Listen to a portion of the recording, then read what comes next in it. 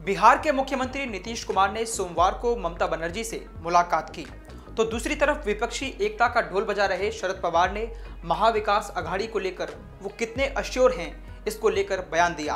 उन्होंने कहा कि मुझे नहीं पता महाविकास अघाड़ी का 2024 में भविष्य क्या होगा। इससे पहले पिछले हफ्ते नीतीश कुमार ने विपक्षी एकता की पैरवी करने के लिए दिल्ली की यात्रा की। यात्रा का परिणाम क्या निकला इसको लेकर किसी को कुछ नहीं पता, लेकिन एक बात है जो सबको पता है कि विपक्ष का चेहरा किसको बनाया जाए इसको लेकर विपक्ष में सरफुटबल खूब मचा हुआ है।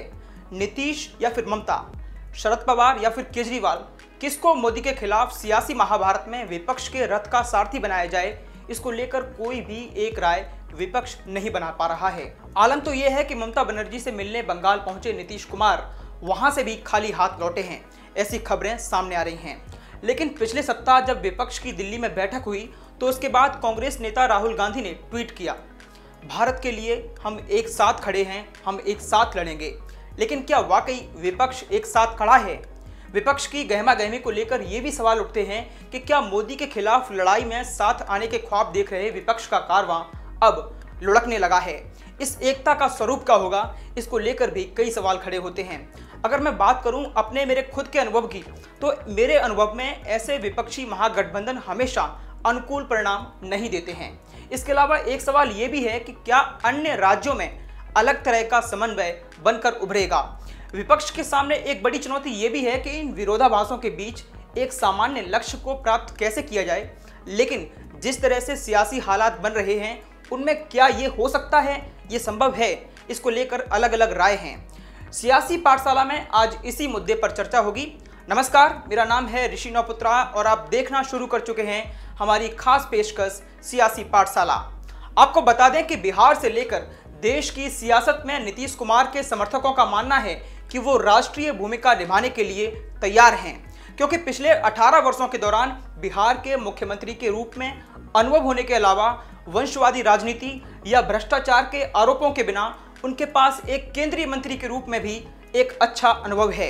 इसके अलावा उनकी छवि और स्वीकृति एकता के मार्ग को सुगम बनाने में उनकी सहायता कर सकती है। सबसे अच्छा उदाहरण राहुल गांधी और केजरीवाल का उनके ऊपर लिया गया स्टैंड है। वर्तमान में 14 राज्यों में विपक्षी दलों का शासन है। महाराष्ट्र में पवार एकता की बात कर रहे हैं, जबकि पश्चिम बंगाल में ममता बनर्जी ने ये कोई साफ संकेत नहीं दिया है कि वह किसकी पहल में भाग लेंगी या फिर नहीं। उन्होंने हाल ही में गोवा, मेघालय और त्रिपुरा विधानसभा चुनाव में तृणमूल कांग्रेस के उम्मीदवारों को खड़ा करके कांग्रेस के सामने बड़ी चुनौती पेश करने की कोशिश की। ममता बनर्जी चाहती हैं कि कांग्रेस और वामपंथी पार्टियां बंगाल में कमजोर बनी रहें और उनकी पार्टी वोटों के ध्रुवीकरण का फायदा उठाते हुए अगले चुनाव में सिर्फ भारतीय जनता पार्टी से मुकाबला करे। इसके अलावा यहां पर समाजवादी पार्टी के मुखिया यानी अखिलेश यादव की चर्चा करना भी बेहद जरूरी है, क्योंकि यह कहा जाता है कि उत्तर प्रदेश देश की सियासत का रास्ता है। अगर आप उत्तर प्रदेश में जीत हासिल करते हैं तो आपको देश की सियासत यानी केंद्र में बैठने से कोई नहीं रोक सकता। वह अभी भी ममता की तरह एकला चलो की नीति को दोहरा रहे हैं। क्या नीतीश कुमार और उनके सहयोगी राष्ट्रीय जनता दल के तेजस्वी यादव उन्हें मना पाएंगे? ये भी एक बड़ा सवाल है। विपक्षी एकता के समर्थकों का इस बारे में कहना है कि अखिलेश यादव और मायावती के लिए मुस्लिम वोटों को बनाए रखना बेहद मुश्किल साबित होगा, क्योंकि राहुल गांधी की भारत जोड़ो यात्रा के बाद से कांग्रेस के प्रति अल्पसंख्यकों का नजरिया बदल गया है। ऐसे में उन्हें विपक्षी एकता के सुर में सुर मिलाना बेहद जरूरी होगा। तो अगर उत्तर प्रदेश में अखिलेश यादव और कांग्रेस एक हो जाएं तो मायावती ऐसे में क्या करेंगी, ये भी बड़ा सवाल है। इसके अलावा 2 अन्य मुख्यमंत्रियों के बारे में भी विपक्ष को संदेह है। ओडिशा के नवीन पटनायक और आंध्र प्रदेश के वाईएस जगन मोहन रेड्डी।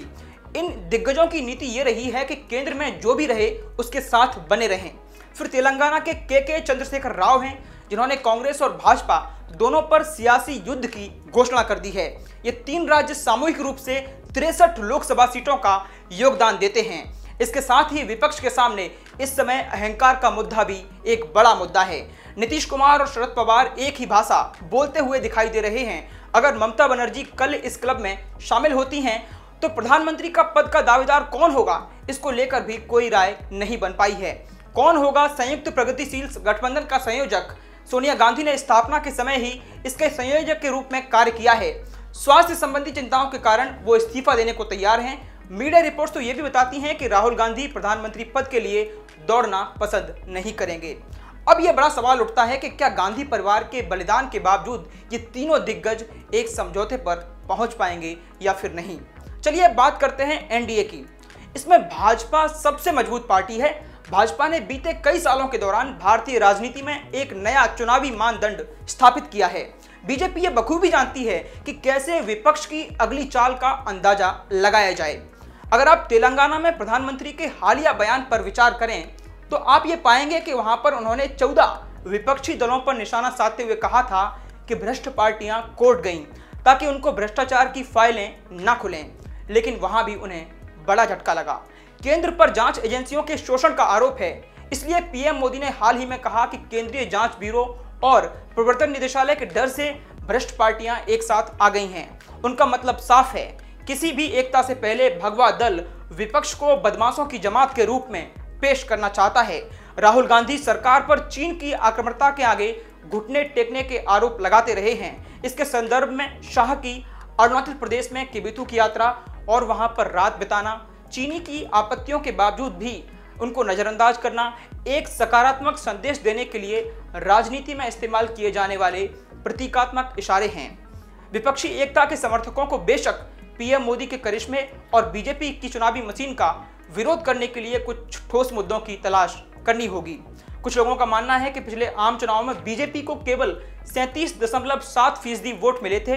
ऐसे में गैर भाजपा दलों की एकता ही विपक्ष को जीत दिला सकती है। ऐसे लोग क्यों भूल जाते हैं कि चुनाव सिर्फ अंक गणित से नहीं बल्कि स्नेह और विश्वास के रसायन से जीते जाते हैं। फिलहाल इस खास पेशकश में इतना ही। ऐसे ही देश और दुनिया की तमाम खबरों के लिए आप न्यूज़ रूम पोस्ट को देखते रहिए और सब्सक्राइब कीजिए न्यूज़ रूम पोस्ट। धन्यवाद।